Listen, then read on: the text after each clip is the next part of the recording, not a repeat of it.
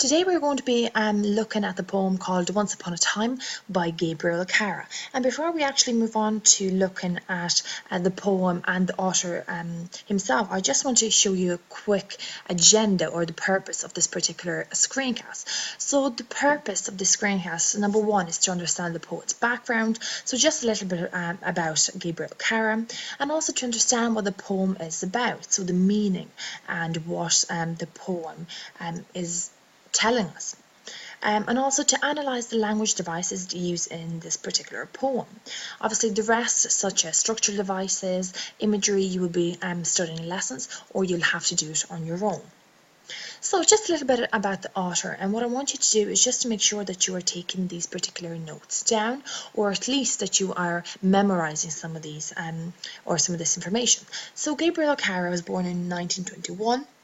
And he was a Nigerian poet and novelist whose verse had been translated into several languages by early 1960s. So he was a largely self-educated man.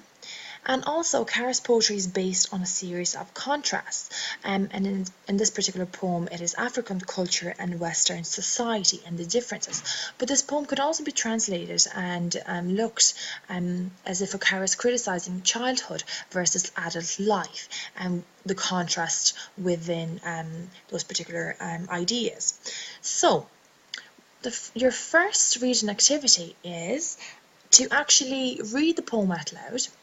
And what I want you to do after you've read it out loud, and maybe do it several times to just get the meaning about it before I tell you about the meaning, is to actually think about these questions as well. So number one, who is talking in the poem? And also, who's the person addressing?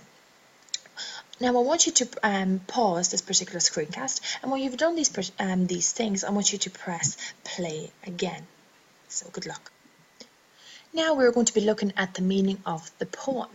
So this poem is about the artificiality of relationships and manners prevailing in the present day world.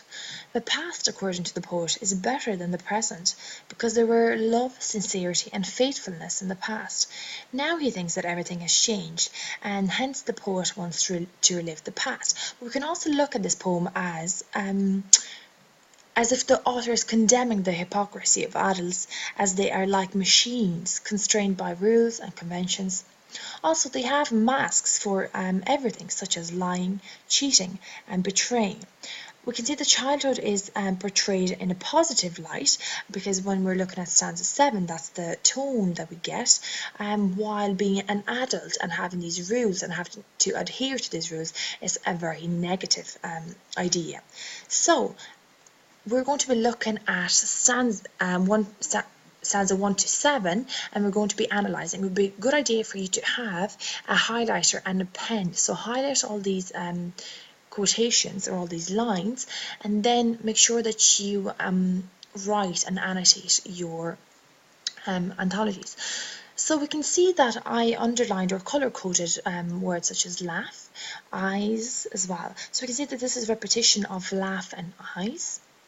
Also, in green, I'm also underlined ice block cold, okay, and this is a simulating effect, so it's just saying that their eyes were as cold as ice, okay, so these people did not have kind eyes, but rather he compares it to ice. Also, what is quite interesting is that this particular poem starts almost like a fairy tale, and it also grabs our attention, and it's really interesting because it actually contrasts with the ideas presented in the poem. And we also find out that this poem is addressed to his son. So, moving on to stanza 2. So we have underlined in purple, so they, their, they and there again. So also repetition of there, they is almost to separate himself from them, so the Western society, who are now greedy and machine-like, and also maybe to separate himself from adults who are possibly corrupt. And also looking at the last line of this particular stanza, OKARA says, now they shake hands without hearts, while their left hand search my empty pockets. So obviously they're quite greedy. And also in pink we have emphasis on time, and that particular time has gone by. The people and the society have changed now, but before they were just like him. So emphasis on time.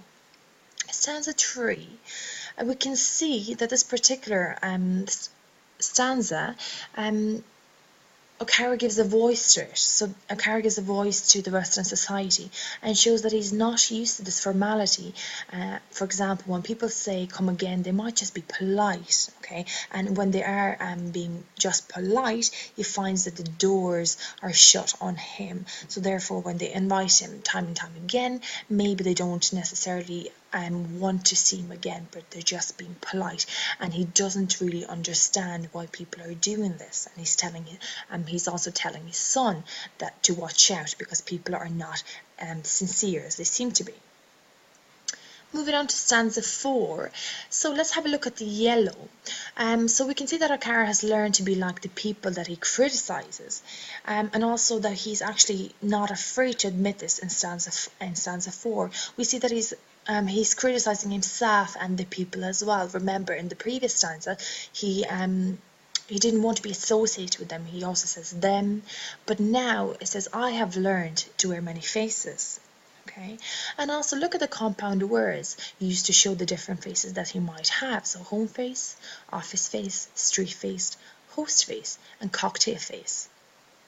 And now we can see that he's almost, he has turned into one of them, and he has a portrait smile, so a smile that is not sincere anymore, and he doesn't necessarily show his feelings or his true feelings anymore. Stanza 5.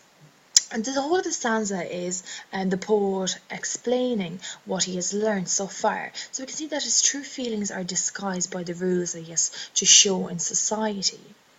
And I want you to quickly just look at these particular rules that he has disguised and what he actually, when he says these particular things, what he means. Stanza 6. I want you to look at the I, the repetition of first person.